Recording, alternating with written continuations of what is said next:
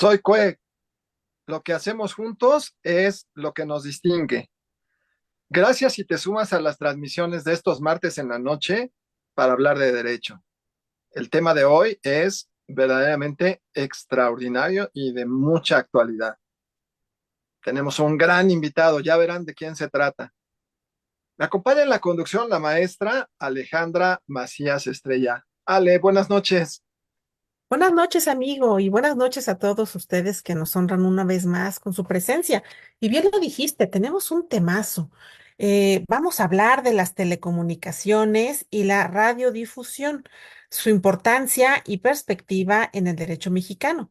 Y por supuesto nos acompaña un experto en el tema, el licenciado Luis Arce Gómez. Y me voy a permitir presentárselos. Él es abogado egresado de la Facultad de Derecho de la UNAM, con 12 años de experiencia en los sectores de telecomunicaciones y radiodifusión. Actualmente se desempeña como abogado regulatorio en la Jefatura de Unidad de Asuntos Jurídicos en la Comisión Federal de Electricidad, de Telecomunicaciones e Internet para Todos. Colaboró como asesor independiente en Grupo Radiorama, en NRM Comunicaciones y filiales.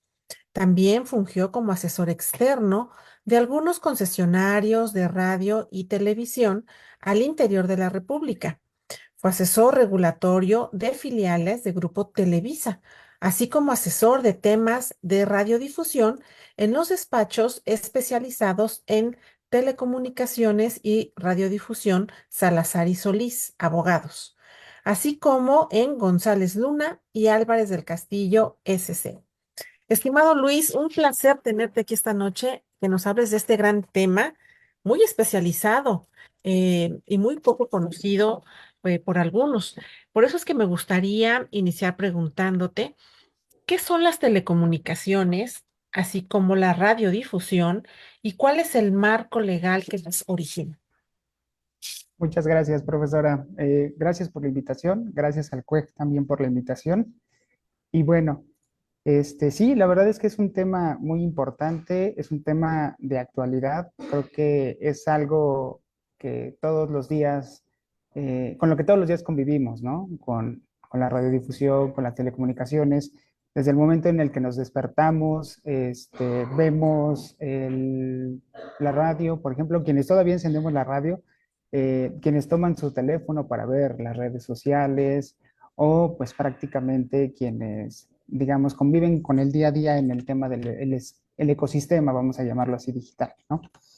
Eh, Ahora, respecto de la definición de las telecomunicaciones y la radiodifusión, sí me gustaría no errar y usualmente lo que se toma como consideración es lo que marca la ley, ¿no?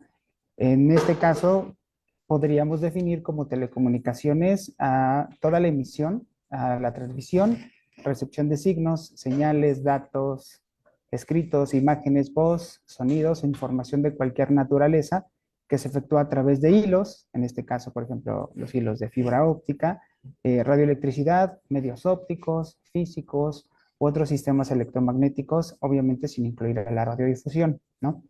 Y por su parte, podemos definir a la radiodifusión, igual como lo marca la propia ley, como la propagación de ondas electromagnéticas, de señales de audio o de audio y video asociado, haciendo uso, aprovechamiento o explotación de las bandas de frecuencias del espectro radioeléctrico, incluidas las asociadas a recursos orbitales.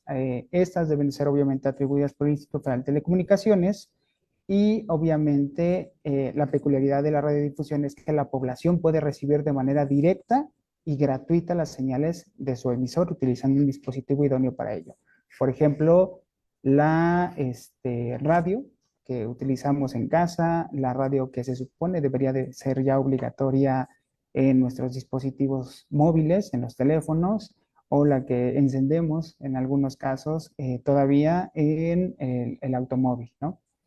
Pero la parte, digamos, esencial de todo este ecosistema se encuentra regulada por nuestra propia constitución, ¿no? Nos vamos a ir en todo caso a los artículos sexto, séptimo, más adelante veríamos el 27 y el 28 de la propia constitución, Pero eso tuvo un origen, ¿no? Y me estoy refiriendo a los últimos 10 años, ¿no? Bueno, casi 11.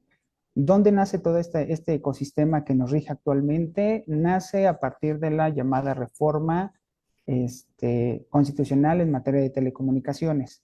Esta reforma se dio en el año del 2013 y la ley que regula parte, digamos, del ecosistema de telecomunicaciones y radiodifusión se dio, digamos, tuvo su origen, perdón, en 2014. Más allá de esa cuestión, y igual me voy a dar un poquito de tiempo para poderlo explicar, existen disposiciones técnicas, existen acuerdos, existen lineamientos, existen criterios, estos definidos por el órgano regulador, ¿no? Ahora, ¿qué es lo más importante que podemos resaltar de este apartado o de esta reforma que cambió, digamos, con el paradigma que teníamos ah, con la legislación anterior y con la forma en la que estaba regulada estos sectores, ¿no?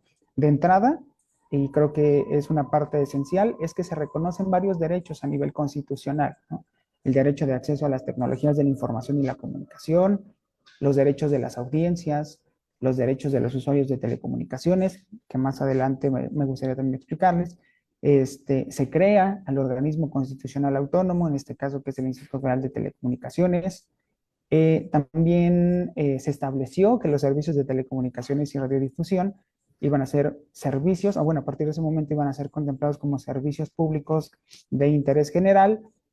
Desde luego se crearon tribunales especializados en la materia para poder controvertir los actos del Instituto Federal de Telecomunicaciones.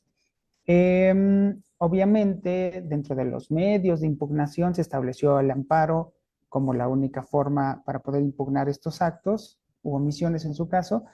Y la peculiaridad es que para el caso preciso no existe suspensión del acto reclamado, ¿no? Ahí habrá por ahí un apartado que también me gustaría abordar. Se declaró también el tema o la obligación de que el Instituto Federal de Telecomunicaciones se pronunciara respecto de la preponderancia en los sectores de telecomunicaciones y radiodifusión. Eh, También se llevó a cabo el tópico o la contemplación del tópico de la obligación de la retransmisión de las señales, el llamado Moscarri al Moshofer.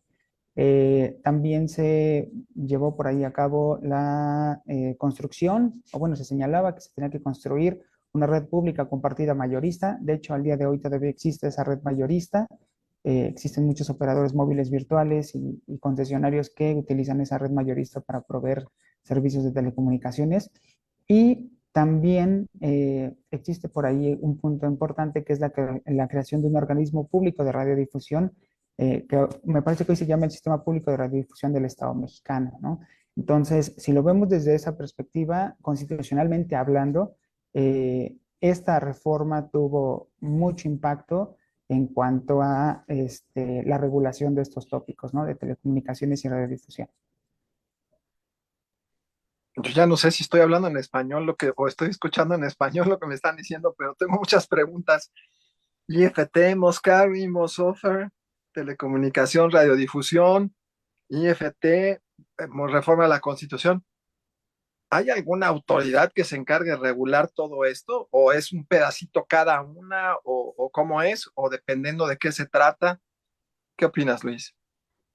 Bueno, sí existe una autoridad, específicamente el artículo 28 de la Constitución señala que será el Instituto Federal de Telecomunicaciones quien se encargue justamente del desarrollo eficiente de las telecomunicaciones y la radiodifusión por una parte, y digamos, lo podríamos definir desde dos vertientes, ¿no?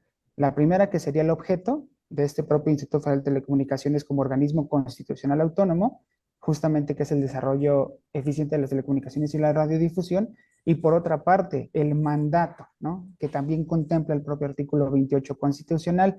Por mandato, obviamente, podríamos señalar en un inicio el regular, promover y supervisar, que sería el uso, el aprovechamiento y la explotación del espectro radioeléctrico, de las redes, de la prestación de servicios de radiodifusión y telecomunicaciones y de el acceso a infraestructura activa y pasiva y a los insumos esenciales para la prestación de sus servicios. Y luego, por cuanto hace a la promoción, Aquí podríamos decir que dentro del mandato está el tema de promover y supervisar el acceso a la infraestructura activa y pasiva de las redes, el prevenir, perdón, e investigar y combatir los monopolios, las prácticas monopólicas, las concentraciones, las restricciones de los mercados. En su caso, la regulación asimétrica a los agentes económicos para eliminar las barreras de entrada temas de competencia, digamos, en un mismo sector o la prestación de los servicios. Y obviamente el imponer límites a las concentraciones de frecuencias, el tema del concesionamiento, a la propiedad cruzada de los concesionarios de telecomunicaciones y radiodifusión. O sea, básicamente si hay un órgano, es un órgano constitucional autónomo, que es el Instituto Federal de Telecomunicaciones, reitero, y este surgió como una idea bajo el principio de equilibrio constitucional basado en los controles de poder. Es decir, que lo que se busca es que la creación de este tipo de órganos no altere, destruya lo que ya venimos, digamos, tratando en el paradigma de la teoría tradicional de la división de poderes, ¿no? Que ya tenemos un ejecutivo, que ya tenemos un legislativo, que ya tenemos un poder jurisdiccional, y este tipo de órganos constitucionales autónomos, al final del día, eh, tienen como finalidad que su actuación no esté ni sujeta ni atribuida a los depositarios tradicionales del poder público, ¿no?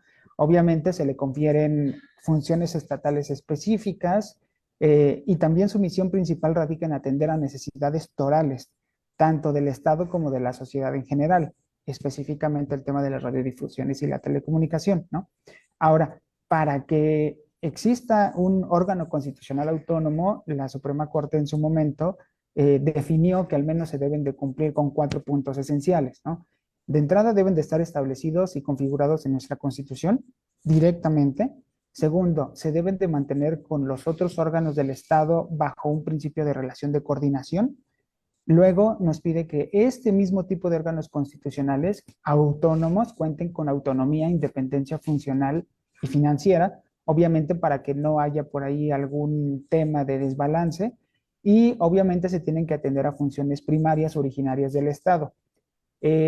Esto es para que se atiendan eficazmente y se hable de una especificidad y especialización, ¿no?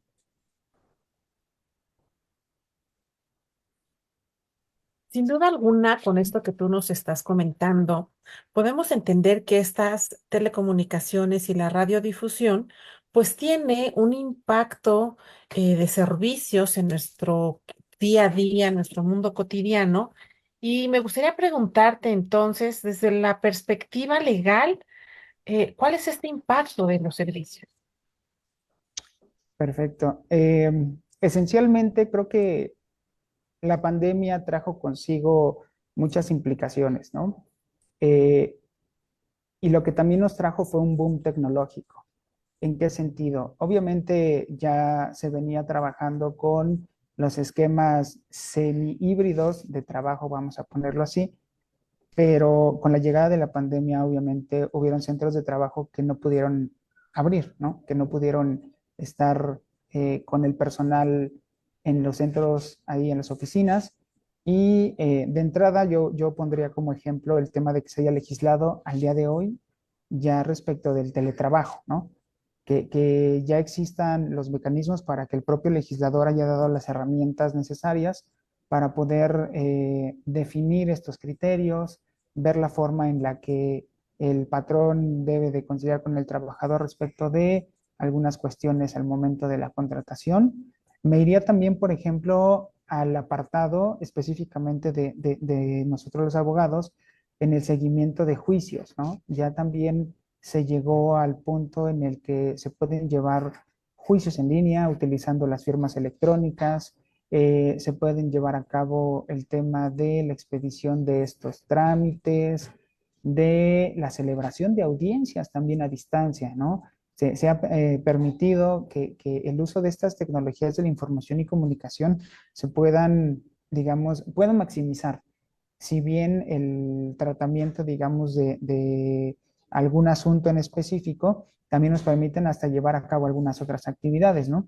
Ahora, específicamente en el apartado, digamos, de el sector regulatorio, vamos a verlo así, los concesionarios pueden llevar a cabo diversos trámites, ¿no? Antes les era imposible a veces el trasladarse desde el interior de la República para poder, no sé, presentar alguna obligación semestral, anual, bimestral, trimestral, que implicaba obviamente un tema de gastos, ¿no?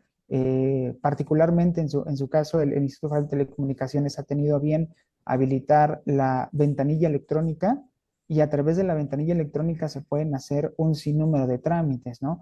Específicamente, entiendo yo, pongamos el ejemplo de alguno de los concesionarios de telefonía móvil, ¿no? Los concesionarios pueden subir sus contratos de adhesión, que también lo pueden hacer a través de Profeco, pueden dar de alta sus tarifas, pueden dar de baja sus tarifas, este, pueden hacernos también sabedores de distintas herramientas con las que podemos contar para revisar sus tarifas, revisar los términos y condiciones. Ya no es necesario en ocasiones hasta acudir directamente a los centros de atención, ¿no? Sino que podemos conectarnos, hacer el trámite en línea y poder utilizar estos servicios, ¿no? De telecomunicaciones también. Pues, de todo esto me surge una pregunta, Luis. Como usuarios de las telecomunicaciones, ¿qué derechos tenemos? Es un tema, la verdad, importante porque al día de hoy, digamos, eh, el desconocimiento de estos derechos puede llevar a que podamos ser objeto, quizá, aunque no lo querramos, de alguna, vamos a llamarlo así, de alguna violación de un derecho específico de los proveedores de servicios de telecomunicaciones, ¿no? ¿En dónde están estos derechos contemplados? De entrada se encuentran en el artículo 191 de la Ley Federal de Telecomunicaciones y Radiodifusión, y este propio artículo también señala que tanto el IFT como la Profeco celebrarán, cuando así lo estimen necesario, reuniones para poder determinar lo que se conoce como la Carta de Derechos Mínimos de las personas usuarias de los servicios de telecomunicaciones, ¿no? Es un documento extensísimo, contempla muchísimos derechos, afortunadamente, porque digo, al final del día todos somos usuarios de servicios de telecomunicaciones al día de hoy, ¿no? De entrada, yo podría señalar, por ejemplo, que tenemos la libertad de elegir al proveedor de servicios de telecomunicaciones que querramos. Vamos a ponerlo en el ejemplo de la telefonía móvil, ¿no? Podemos ir con cualquier empresa sin que exista alguna limitante para poder contratar el o los servicios, ¿no? También tenemos el derecho de acceso a la información, es decir, que los concesionarios nos tienen que dar información veraz, clara, precisa, concisa respecto de, por ejemplo, los términos y condiciones en la forma en la que nos van a prestar el servicio, ¿no? Si hay algunas letras chiquitas por ahí, si es que hay algún cargo extra o si hay algo que tenga por ahí que yo identificar, ¿no? Para que más adelante no se preste a confusiones o a malos entendidos. También está por ahí el tema de que también es un derecho que podamos nosotros contar con equipos terminales que estén desbloqueados. Recuerdo que hace algunos años los proveedores de servicios de telecomunicaciones entregaban, y creo que el ejemplo al que voy a hacer referencia usualmente va a ser el de telefonía móvil, porque es el con el que convivimos día a día, ¿no? Uno iba al centro de atención a clientes de la empresa que ustedes quieran ponerle nombre, hacía la contratación o la adquisición de un equipo terminal, de un teléfono, y no necesariamente estaba desbloqueado ese equipo, ¿no? Entonces, justo otro de los derechos es el que podamos acceder a la portabilidad numérica, es decir, que podamos transitar de un número con una compañía a otro, pero muchas veces esta portabilidad estaba sujeta a que el equipo estuviera desbloqueado o no estuviera desbloqueado, ¿no? Entonces, el propio instituto y Profeco advierten que este tipo de cuestiones pues son parte, digamos, esencial del ecosistema de las telecomunicaciones, y es que también se delimita el tema de que exista el derecho de que tenemos que contar con un equipo terminal desbloqueado, ¿no? Por ejemplo, también está otro derecho referente a que los equipos que nos provean deben de tener una garantía, ¿no? No se vale el hecho de que, bueno, ya me lo compraste, bueno, si se descompone ya no es un asunto que me corresponda, ¿no? Eh, También existe el derecho a la accesibilidad y a la no discriminación, porque quizá, aunque uno pareciera que es una cuestión, asumiera, perdón. Continuamos con el programa. Estábamos hablando de la Carta de los Derechos Mínimos. Luis, ¿nos podrías continuar contestando esta pregunta? Sí, sí, claro. Definíamos que tenemos también el derecho a la accesibilidad, a la no discriminación, a la protección de los datos personales, a la privacidad de los mismos, a que contemos con un esquema de facturación claro, conciso. También debemos de contar, bueno, contamos con el derecho de recibir atención a través de personal capacitado, porque yo creo que en alguna ocasión nos ha tocado que no necesariamente quienes nos atienden puedan resolver nuestras dudas. También uno de los puntos importantes es, hablando de los equipos terminales, es que estos equipos terminales deben de tener funcionalidades, programas, aplicaciones, justamente que permitan a los usuarios el acceso a los servicios, ¿no? No puede ser un equipo que limite a los usuarios a poder utilizar cualquiera de los servicios. También debemos de contar con un número telefónico para servicios de emergencia, con mecanismos que permitan identificar y ubicar geográficamente las llamadas, los mensajes de texto, y obviamente también está la parte importante de que tengamos atención gratuita de los proveedores, ¿no? Creo que estaba pasando por alto uno de los derechos más importantes, que tiene que ver con la calidad. Obviamente debemos de contar con servicios de telecomunicaciones que permitan que el servicio sea, que cumpla con estándares de calidad suficientes que nos permitan también poder acceder al servicio o a los contenidos, ¿no? Por ejemplo, un servicio deficiente sería aquel estamos hablando del servicio de Internet, en el que si yo quisiera ver algún contenido, ya sea en YouTube o en alguna plataforma, que a los 2 o 3 segundos de haber iniciado, pues se caiga, ¿no? O que no permita el acceder al contenido. Y creo que cerraría con esta parte también, digo, son muchísimos los derechos, es el referente a la neutralidad de la red. Este principio de la neutralidad de la red y derecho de la neutralidad de la red hace referencia a que los proveedores, perdón, de servicios de telecomunicaciones no deben de privilegiar un contenido sobre los demás, ¿no? Todos los contenidos que pueda o quiera acceder el usuario final, vamos a llamarlos así, no debe de tener restricciones. Si yo, por ejemplo, estoy contratando con empresa concesionaria A y de repente quiero ver los precios o los costos o alguna información de algún concesionario B o prestador de servicios de telecomunicaciones B, si yo quiero entrar a su portal, no debe de existir esta restricción, ¿no? Que el concesionario me diga, ay, no, es que, ¿cómo vas a entrar a la página de mi competidor? Si vas a entrar, entonces quiero que sea muy lenta la navegación, ¿no? O tener algún tema que impida que tú accedas a la información. Justo a eso se refiere el tema de la neutralidad de la red, ¿no? Que podamos nosotros navegar sin injerencias de parte de los concesionarios, de los proveedores de servicios de telecomunicaciones, para que nuestra experiencia justamente respecto de los servicios sea la más accesible. Mm.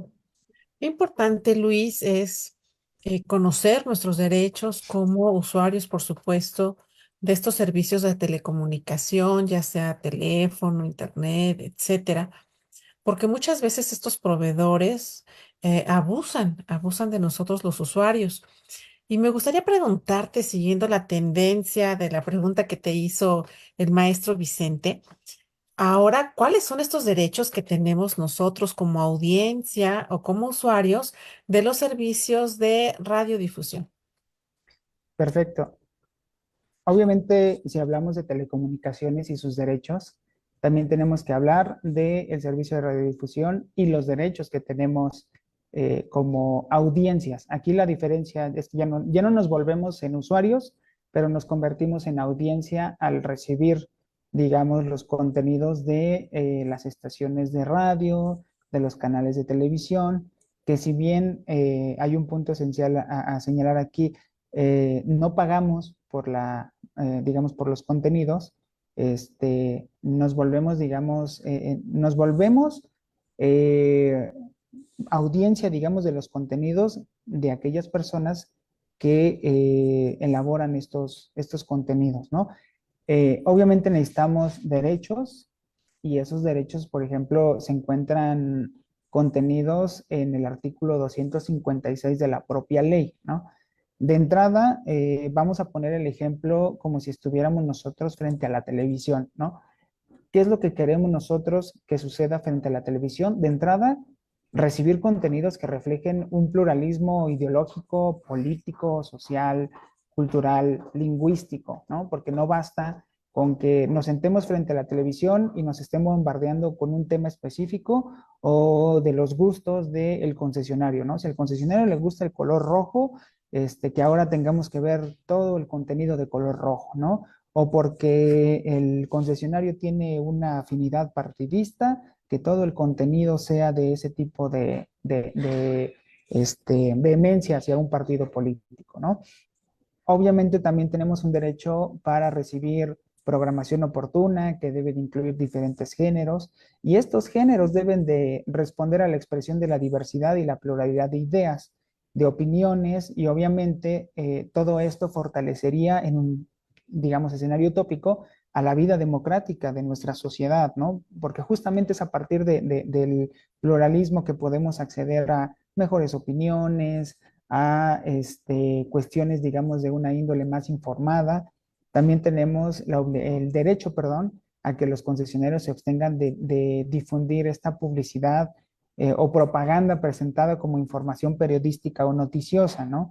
No hace mucho tiempo, hablaría yo, por ejemplo, de hace como unos 15 años, y eso es no hace mucho tiempo, que me tocaba ver estos programas infantiles en donde el concesionario o el creador del contenido agregaba ahí productos, ¿no?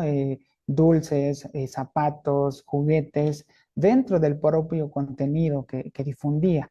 Entonces, eso influía muchísimo en las audiencias infantiles, ¿no? Ahorita ya existe esta obligación por parte de ellos, derecho de nosotros, que se tienen que abstener de transmitir este tipo de publicidad.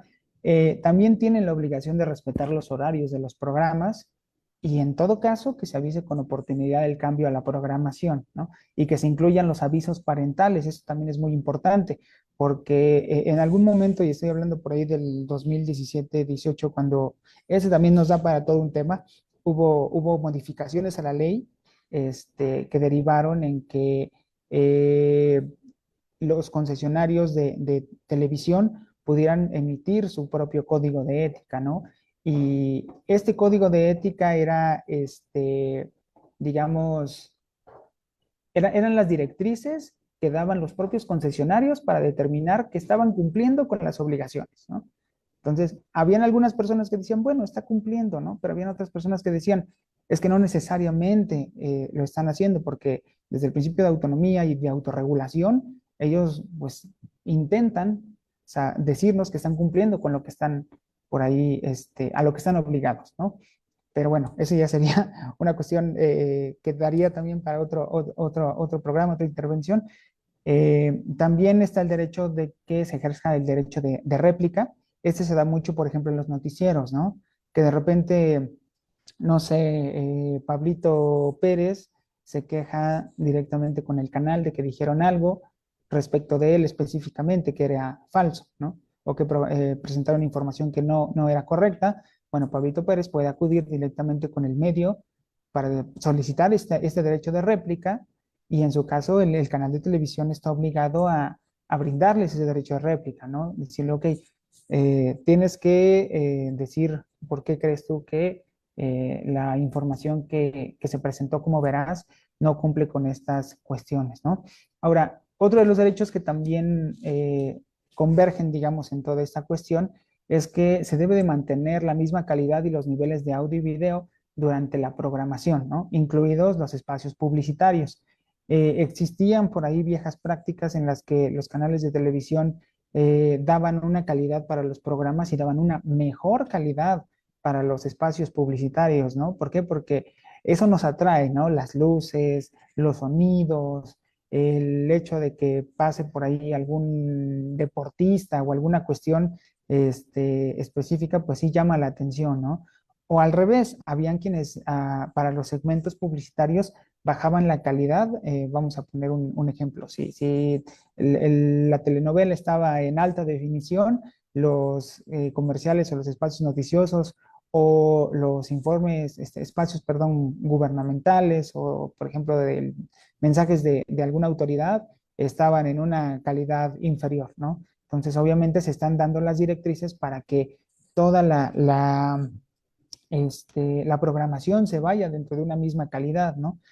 Está también, para este caso, prohibida, para el caso de los concesionarios y como derecho de nosotros, toda discriminación, obviamente, motivada por origen étnico, nacional, género, temas de edad, discapacidades, condiciones sociales, condiciones de salud, religiosas, opiniones, preferencias sexuales, corrijo, orientaciones sexuales, el estado civil o cualquier otra que atente contra la dignidad humana, ¿no? Obviamente, todo aquello que tenga por objeto anular o menoscabar los derechos y las libertades de las personas, en teoría debería de estar prohibido para poder difundirse, ¿no? También está marcado como derecho, digamos, dentro de los señalados, el respeto a los derechos humanos, el interés superior de la niñez, que son cuestiones que vemos todos los días, la igualdad de género, la no discriminación.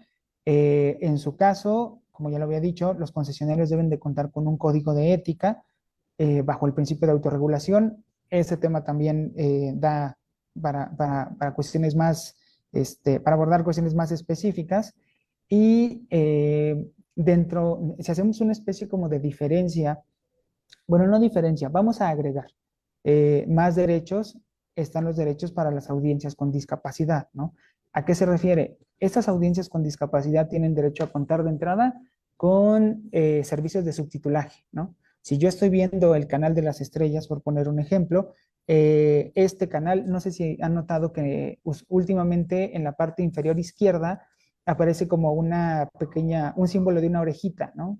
Y ahí si uno se pusiera a programar la televisión, podría acceder justamente a temas de subtitulaje, de que haya doblaje en español, en algunos casos que haya lengua de señas mexicana para la accesibilidad a personas con debilidad auditiva.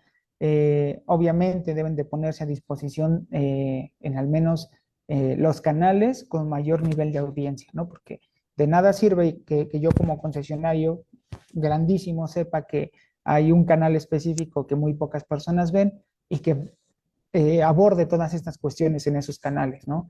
En teoría yo debería de hacerlo como concesionario en los canales con mayor nivel de audiencia, justamente para que mayor número de personas se vea beneficiada con este tipo de cuestiones. También tienen derecho a que se promueva el reconocimiento de sus capacidades, de sus méritos, de sus habilidades, las necesidades de su atención y el respeto, obviamente, a este tipo de condiciones, a contar con mecanismos que les den accesibilidad para expresar sus reclamos, las sugerencias, las quejas, a los defensores de audiencias, que esa es otra de las figuras que se crearon.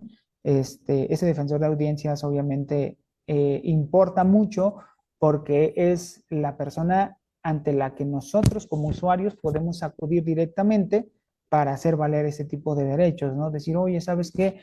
Fíjate que en tal programa, a tal hora, se dijo tal cuestión, ¿no? Esa cuestión no es acorde a la edad a la que la audiencia va dirigida, ¿no? Dijeron tal palabra y esa palabra puede herir susceptibilidades respecto de este tipo de población vulnerable, ¿no?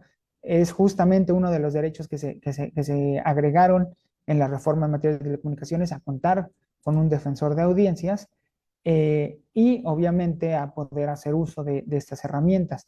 También estas personas tienen acceso a la guía derecho de acceso a la guía de programación para poder saber qué programas hay, en qué horarios, tener una breve descripción, digamos, del programa que se está viendo o por ver. Y obviamente se debe de contar con formatos accesibles, ¿no? Para ese tipo de personas y en general para nosotros como usuarios. Vamos a hacer un corte, Luis. Es muy breve. En un momento regresamos.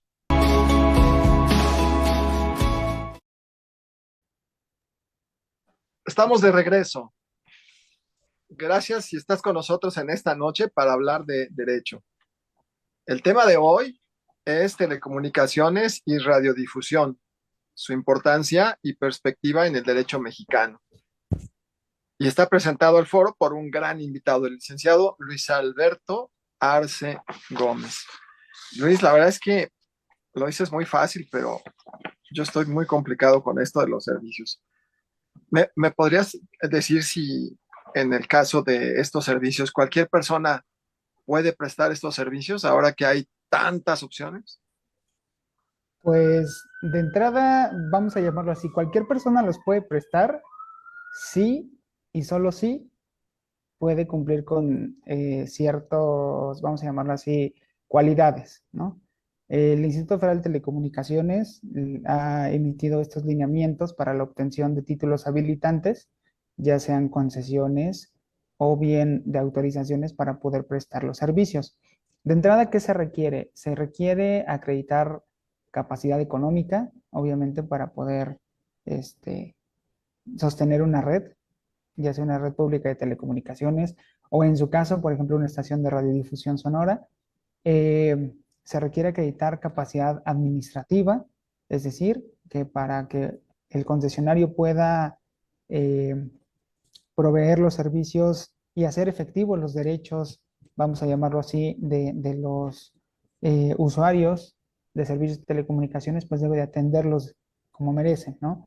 Deben de también acreditar capacidad legal para poder prestar estos servicios y una vez que ya se cumplan con estas cuestiones, pues obviamente hay que presentar una solicitud al instituto, el instituto tendrá que validarla, valorarla.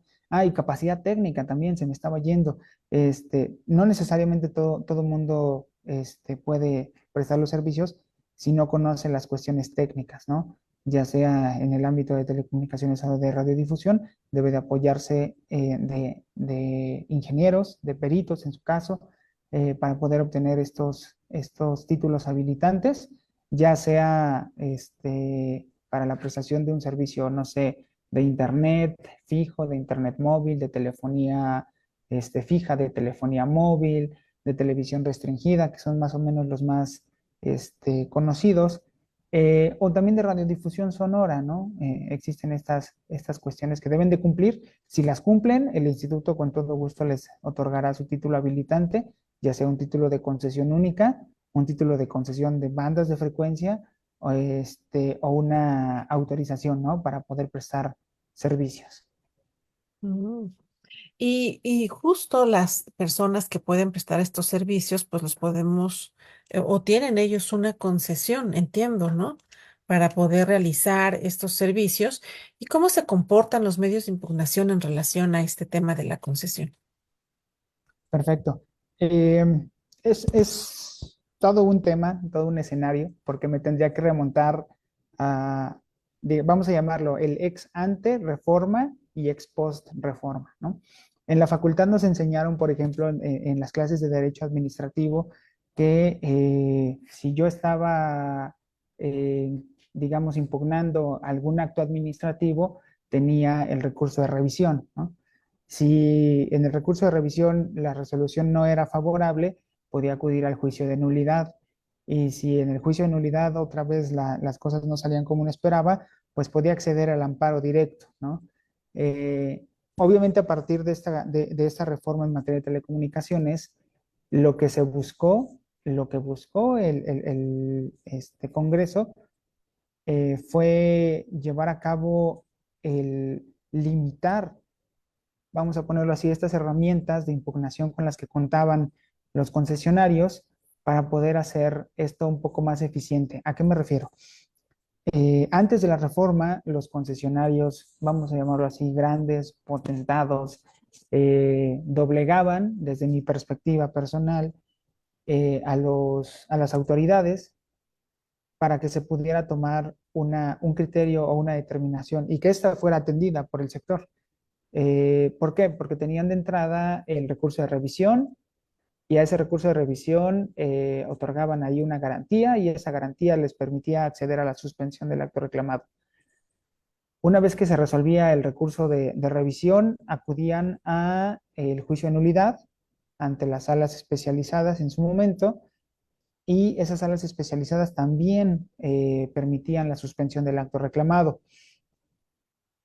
Una vez que se resolvía el juicio de nulidad, el concesionario todavía podía acudir ante el juez, el tribunal colegiado, perdón, para poder impugnar a través de juicio de amparo directo las resoluciones, y contaba también con suspensión, ¿no? Entonces estamos hablando de que desde el inicio del procedimiento administrativo hasta la conclusión del amparo directo podían transcurrir años, ¿no? 5, 10, 15, 20 años, y las cuestiones no se resolvían.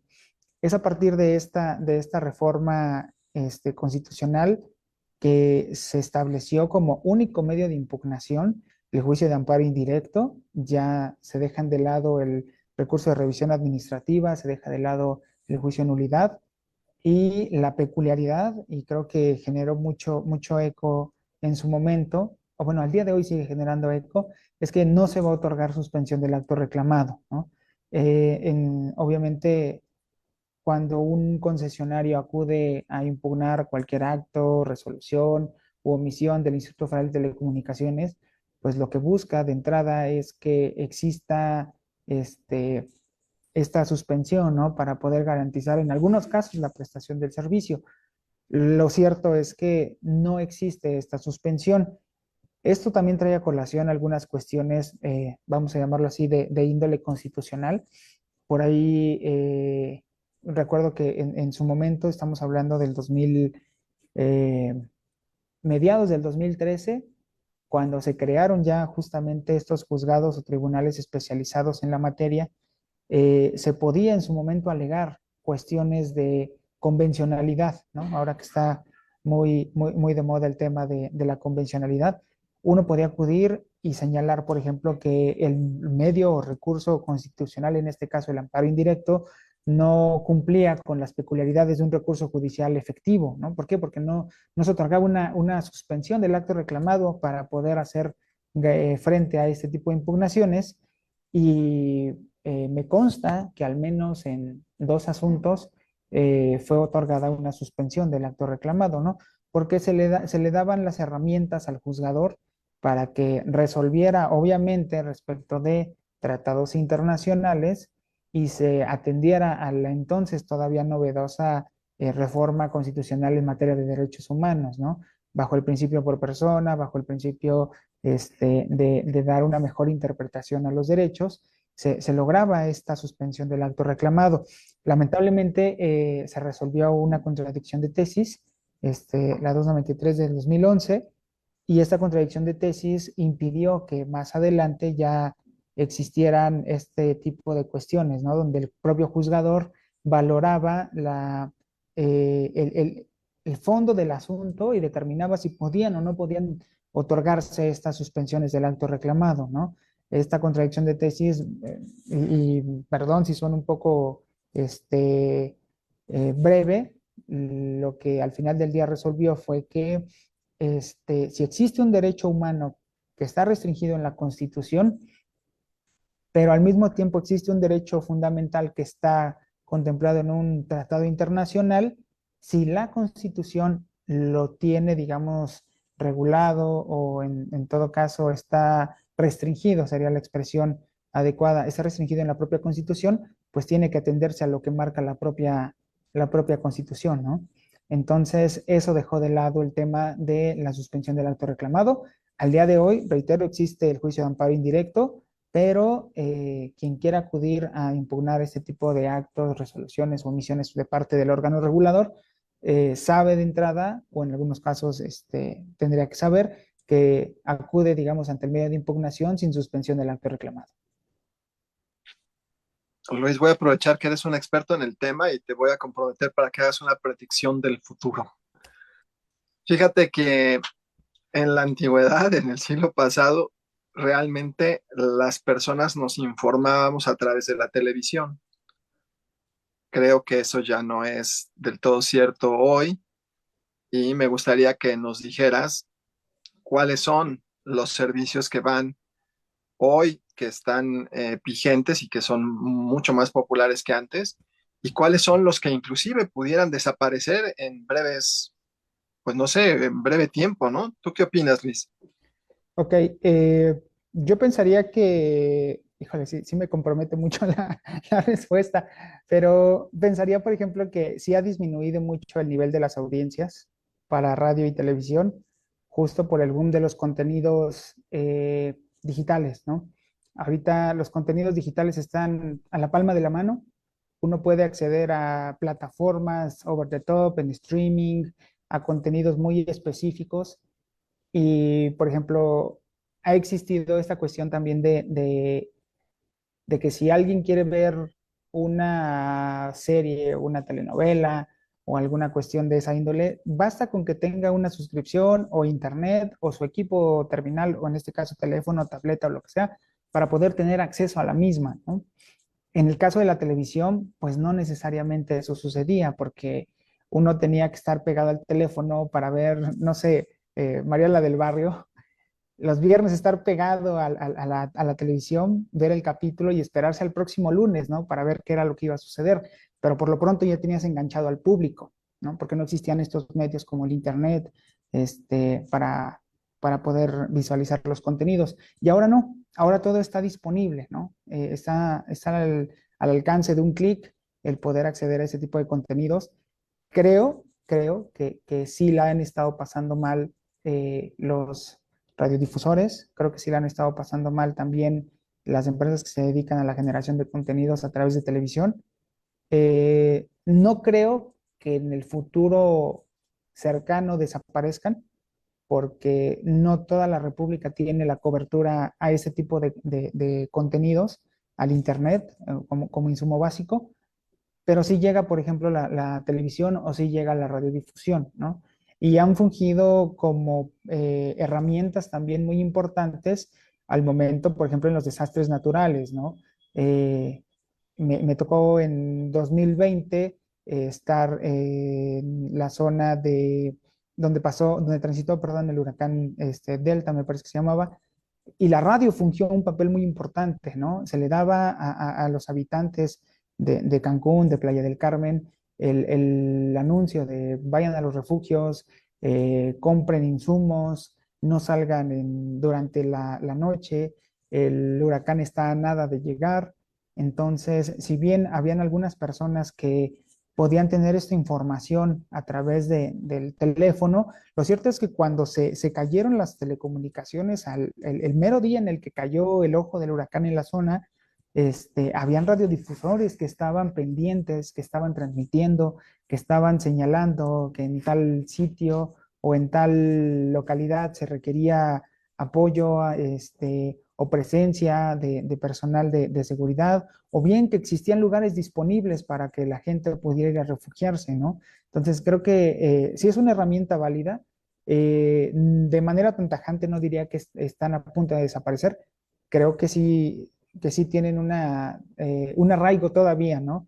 En, en las generaciones que todavía vemos televisión, que todavía vemos o escuchamos la radio cuando vamos rumbo al trabajo, pero hasta en tanto eso no suceda, o no sé, en unos 40 50 años, pensaría yo, ya podríamos replantearnos el tema de quizá la última transmisión de televisión o quizá la última transmisión de radio, ¿no? Pues qué maravilloso tema y tratado con excelencia, sin ninguna duda. Con estas ideas llegamos al final del programa del día de hoy. Antes de darle la palabra a nuestro extraordinario invitado, mi querida amiga Ale, ¿quisieras decir algunas palabras para despedir la transmisión? Sí, por supuesto, estoy maravillada de lo extraordinario que ha hecho nuestro invitado el día de hoy de tratar este tema, que no es fácil, como bien lo dices, Vicente. No es fácil de entender, no es fácil tampoco de explicar, pero él lo ha hecho de maravilla. Y ojalá a todos ustedes que nos honraron con su presencia hoy les haya gustado este programa. Los invitamos a escucharnos el próximo martes, en un martes más de Derecho por el CUE. Gracias, Luis, por la invitación en los controles técnicos a Miguel Hernández. Muchísimas gracias. Pues ya lo escucharon, el día de hoy tuvimos la presencia del licenciado Luis Alberto Arce Gómez, extraordinario especialista en el tema que hoy plantea al foro Telecomunicaciones y Radiodifusión, su importancia y perspectiva en el derecho mexicano. Luis, ¿quisieras decir algunas palabras para despedir la transmisión? Sí, muchas gracias, profesores. Gracias por la invitación. Gracias a su audiencia también por estar al pendiente. Y digo, al final del día, este tema siento que da para mucho más. Todos tenemos, digamos, un teléfono, un radio, una televisión, y quizá pensar también en que contamos con derechos nos va también a fortalecer para poder hacerlos valer, ¿no? Frente a los prestadores de servicios. Bien dicho, Luis. Soy Cue. Lo que hacemos juntos es lo que nos distingue. Buenas noches.